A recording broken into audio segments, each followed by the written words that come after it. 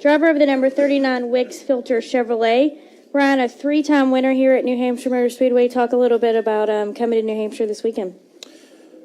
Well, I have different circumstances. There's no doubt about that. But for me, it's a track position race. I've always talked about that, and the fact that it's important to qualify well. You get a limited chances to adjust on your race car and tune your race and work in those windows that either the cautions or the green flag runs give you. But excited. It's big for this weekend for Wicks Filters. I believe it's our first race this year on the Cup side, and they're also sponsoring the Modified, which is a lot of fun for me to come up here and race. And I've said before, this is the birthplace of track position, and a lot of weight is put on the teams and the performance of the entire weekend in qualifying. So we didn't have the best of practices, but we had, I think we've got a car that's better than we did practice speed wise, and we'll see what we can prove with the Wicks Filter Chevrolet in qualifying.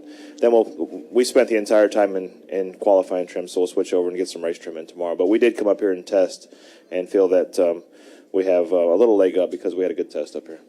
All right, we'll go ahead and open it up for questions for Ryan. We'll start with Holly and then go to Lee. I think I know what your question is.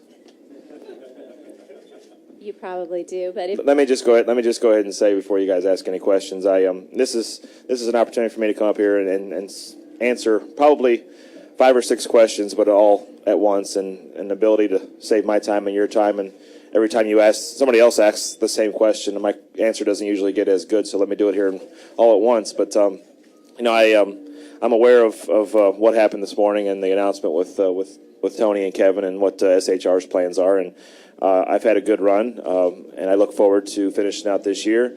We have great sponsors in Quicken Loans, Wicks Filters, Aspen Dental, Code 3, Outback. They've all done us well, and look forward to the opportunity to make in the chase, winning races, and putting ourselves in a chance to have a chance to win a championship. That's my ultimate goal, and it always has been.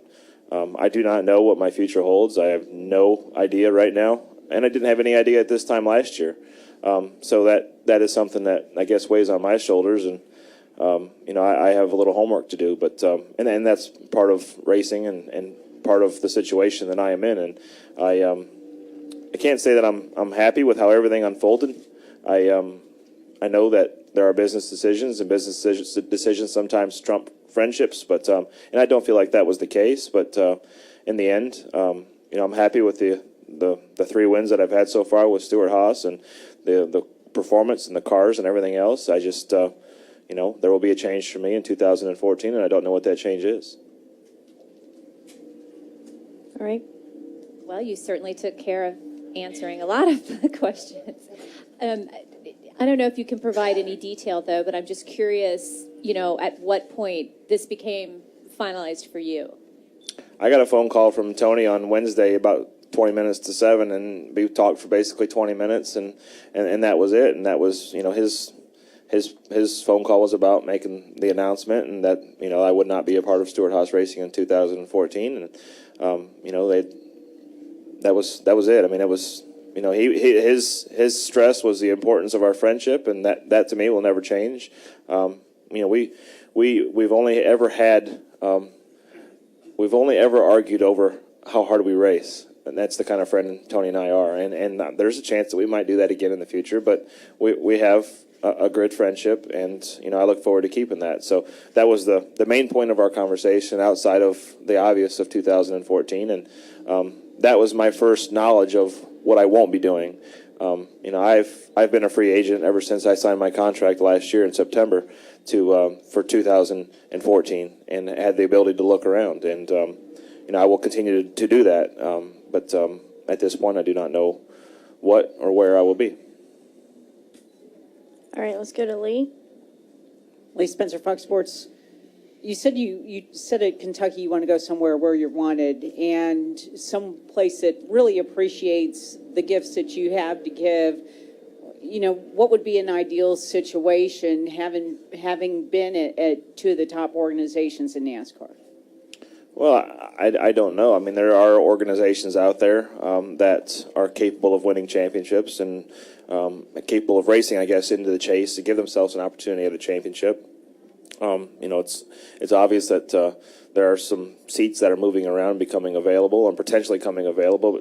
But to me, I first and foremost want to be wanted for my ability and the ability behind the wheel, as well as what I can do for the sponsors, and that's the most important part. And it's not easy out there with the economy and what it takes to run one of these race teams financially. It's not easy. Sponsorships is not at its peak in NASCAR, so there's a lot of things to be considered. But I was sincere when I said it. I want to be someplace where I'm wanted. I want to be wanted for my abilities and the desires that we have as common goals to win a championship. And every driver out there wants to win a championship. Every driver out there wants to win races.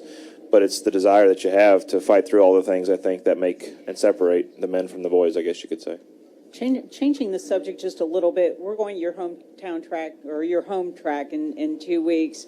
We've always heard, Tony talk over and over and over about what Indy means to him, but what would it mean for a guy like you, particularly the year, as it turned out now, to win at Indianapolis Motor Speedway?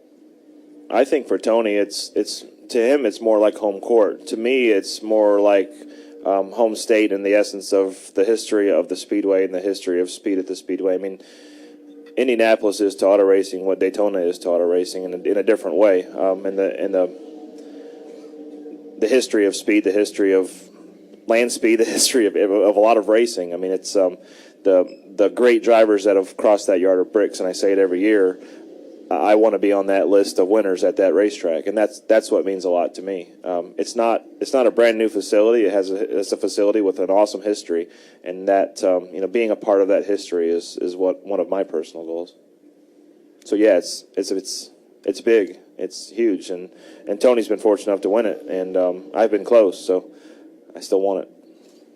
All right, we have only 2 minutes left with Ryan, so I'm going to take as many as I can, as quickly as I can. Okay, Bob? Bob Parker, Sporting News. Do you have any commitments from any of your current sponsors to go with you to whatever race team you may end up? And do you have confidence you'll be in Cup next year? I have no idea on any part of it. There's no answers that I have. Obviously I have my own homework to do, but I have no answers with respect to any of that at this point. All right, let's go to Mark. Right here in the back. Thank you. Mark Garrow, PRN. Ryan, you said a moment ago that when you signed that contract last year, you were a free agent, basically, at that point. Because of the lack of the term, yes. Right. Did other teams look at you that way, and had they begun, did you have any conversations, at least preliminary talks, right off the bat or early in this season at this point? I haven't had much for conversations. I've really been focused on this year and doing, and performing the way I think we're capable of. We had a brand new team when we started this season.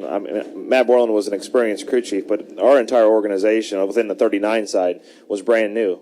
A lot of guys had never even come to a Cup garage before, let alone worked on a race car in a Cup garage. So, that's been a learning process for us. I think it slowed us down a little bit. I think we've gained a lot of experience in the first, it's been 18 races or whatever, that we can provide more experience for the next few to be able to have a better chance at the championship. We're not out of this chance for the chase. We're not out of anything right now. I think we're 17 points out of 10th, and there's a lot of racing left to go, a lot of points to be had. So, I've been really focused on this year more so than next year. And as we go through this timing of the season, the silly gets even sillier. So you never know what becomes available. All right, we'll take our final question from Nate Ryan. Nate Ryan, USA Today Sports. Kind of following up on, I guess, Bob's question, Ryan. Do you, looking at the sponsorship landscape, do you feel like you have to bring sponsorship? When you say you have to do some homework, are you going to have to maybe cobble together some sort of deal to bring to a team, given that there aren't any teams that sort of have open rides with cars waiting? As an engineer, we don't like to use the word cobble, but it takes everything. It takes a good team with the right resources. It takes the financial side of it, and it takes a driver that can guide the rocket. So that's part of the homework, is putting all those things together, and then you got to throw in the personalities of everything and putting people together, because even if I am a top 10 driver, in my opinion, if I don't have the right crew or the right cars or the right downforce or whatever it is, it's not going to work out. So all those things have to work right. I want to be competitive. I'm not going to go out there and just find a ride. I want to find a ride with somebody that has the same goals and perspectives as I do.